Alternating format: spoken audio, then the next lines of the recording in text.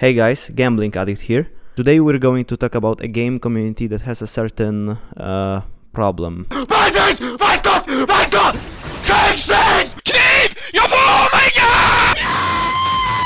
Holy shit! Gambling! 100% of gamblers quit right before they hit big. Fucking remember that. 100%. This is proof. 100% of gamblers quit right before they hit big. If you're thinking of stopping gambling, don't fucking quit. You're gonna hit. Yeah. Counter-Strike community has a gambling problem, and I feel like it has become so normalized that no one even cares anymore. And before we even start the video, I just want to tell you that I don't want to demonize anyone. It's your money, and even sometimes I do it, you know? I can't resist.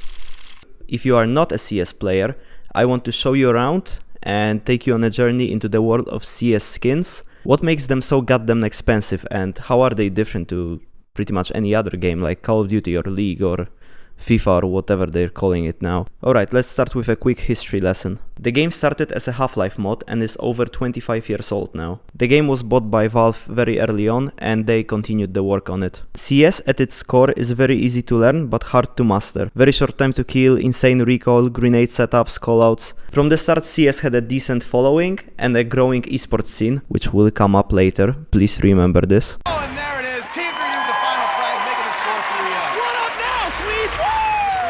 Okay, fast forward to 2012, Valve has just released Counter-Strike Global Offensive, an iteration on the previous game, CS Source. It was quite rough around the edges at first, especially at launch with weird stuff like fog for some reason. Back then Valve would patch the game very often, unlike CS2 now. But behind the scenes, Valve was cooking something up. Something that would change the game forever and in the process make them a fuck ton of money. In 2013, about a year after its initial release, CSGO would receive the Arms Deal update, which introduced weapon skins. You could now get free skins from in-game drops, or the stuff you really wanted was in the cases, introduced in the same update. To open a case, you need to buy a key from Valve itself. Very simple system, sounds like any other multiplayer game nowadays, right? Well, unlike other games with microtransactions, the skins could be traded between players, either through Steam Market or just doing a Steam trade, and the supply was limited, meaning if no one dropped a skin you wanted, it just didn't exist. The whole skin system is actually very in-depth. If I were to explain everything, we would be sitting here all day. If you're interested, I recommend watching a Jesus video on the topic. I linked it in the description below. This would eventually drive up prices insanely high, since some skins are one-of-ones or are extremely rare otherwise. You might be saying, hey, isn't it the same system as TF2? Well, kinda, yeah, but funnily enough, TF2 cosmetics actually do something in-game. CS2 skins are purely aesthetic and do not impact the game at all. So why am I talking about Counter-Strike then? Well, TF2 is kinda dead, let's be honest. There is a lot of bots playing nowadays and less real people are actually playing the game. But there is also a different reason. Remember when I mentioned esports at the beginning of the video? In late 2013, a website called CSGO Launch was created, and upon seeing it for the first time, it absolutely turned my 16-year-old brain into mush. The site had two notable features. You could put up trade offers if you wanted to exchange your sick weapon skin for something else. The second one was something that arguably spawned this whole madness. You could now bet on esports matches using your CS inventory. The skins work kinda like chips in a casino, and thanks to the Steam Market, every skin had a corresponding price. Wanna bet $30 on Titan winning? Sure, just use your AK skin or a few case keys. I mean, if you lose, you just don't have any skins anymore, and they couldn't possibly have any IRL value, right? Well, one thing I didn't mention about skins is that since you can trade them between players, you can just sell them for real cash. If Valve cracked down on it, they would arguably just ruin the whole market. So it was a sports betting site like any other, but with zero age verification. If you have a Steam account, you can bet on games. This increased the value of skins as now they had a different purpose outside of looking cool in game. Also, CS betting caused multiple scandals in the scene. There were some teams that got straight up banned for match fixing, but something much worse was on the way. Soon, sites like CSGO Lotto and CSGO Shuffle started popping up. They allowed you to enter a prize pool with your skins, and the more you bet, the bigger the chance you had to win the whole pool. So literally a casino. Some sites were dodgy, with owners skewing the chances in their favor.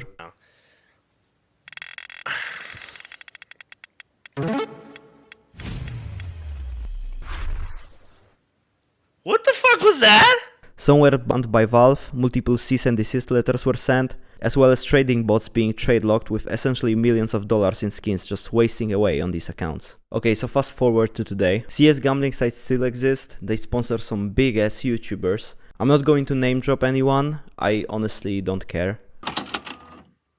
Okay, let's pause here for a second.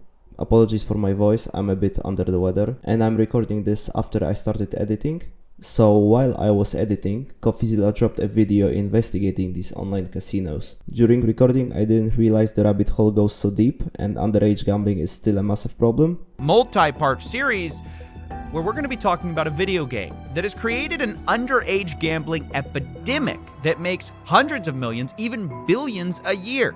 Now, some people thought it stopped in 2016, but they couldn't be more wrong. The world of Counter-Strike gambling is still massive, and nobody wants to talk about it. I started gambling on Counter-Strike when I was probably 13 years old. 13 years old. 14 years old. I think I was 14. I saw it online. I saw a bunch of these YouTubers playing it. Yes! Woo! They see their favorite influencer playing on some the third-party case opening site, and they just go deeper and deeper into this rabbit hole, and soon they are addicted.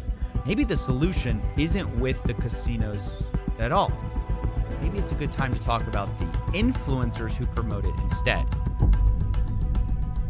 Since these casinos were never the focus of the video, I recommend watching Coffee's video to get the full picture. I actually wanted to talk about gambling that doesn't require you to go to any external website. It's the Valve-approved method, let's say. I'm talking about opening cases, of course. While Team Fortress crates don't really have an animation. Purple, purple, purple. Purple hat! Come! No! CS cases have an animation that very strongly resembles a literal slot machine. Valve even programmed in fakeouts and close calls, just like a casino would. Hitting a knife or other rare skin is kinda like winning a jackpot, and you could make a lot of money doing it, if you get lucky enough, of course. And not only do you buy keys directly from Valve, if you run out of cases, you can get them on the Steam market, and guess what? Valve takes a cut from every transaction on the Steam market. So with millions of skins being unboxed weekly, and thousands being traded every day, it's safe to assume that Valve makes around a fuck ton of money doing all of this. And I'm not just making up a problem here, there is a serious gambling epidemic in the CS community, but that's to be said for almost all multiplayer games now. But here you actually have the illusion that you could get rich, because you can sell the skin for IRL money. If you live in Poland like me, CS gambling sites and websites like stake.com are just completely banned here. You cannot access them without a VPN. Yeah, so because all the sites are banned, you know, US boys gamble, Polish boys make do. I actually love what Anomaly said once about CS, that it's just basically a casino with gameplay elements. We are moving away from being a competitive shooter and being a online casino with gameplay elements. Which sounds ridiculous on the surface, but if you go in depth, it's kinda true now. There is a large chunk of community that's impacted, and, you know, gambling has become so normalized that, you know, it's kind of like a casino at this point. I think it's safe to bet that at least like 10% of the community are just complete degenerates. Okay, you wanna get rich? Since CS was also released in China, in order to comply with local laws, they had to release odds of opening each item from a case. Wanna guess what are the odds of getting a gold, aka the rarest item from the case?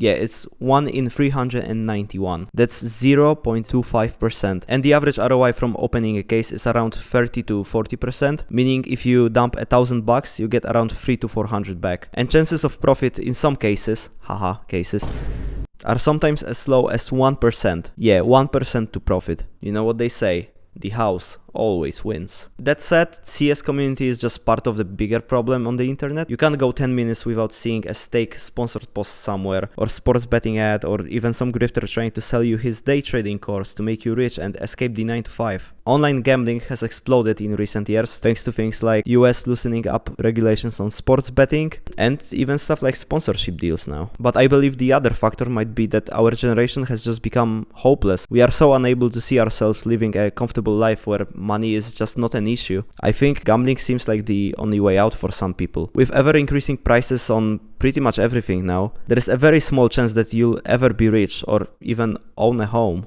Okay, you know, maybe I'm just reading too much into it. Maybe it is just the shiny lights and bright colors and our dopamine deficient brains just looking for any stimulation it can get. That's something different to watching a movie and scrolling TikTok at the same time. Yeah, I think that's it for this video. Let me know what you think and bet all on black right now. Fucking gold if I unbox the gold. I have that forever. I wake up in the morning, I look at it and I'm happy. I wake up the next day, a week later, a month later, a year later, I look at it and I'm happy. I can give it over to my kids, I can do that, I can play with it, I can use it. If I have sex and bust a nut, it is what it is. And then what? Next morning is just another morning. Next morning with the gold, it's the next morning with the fucking gold that I can use. Gold always over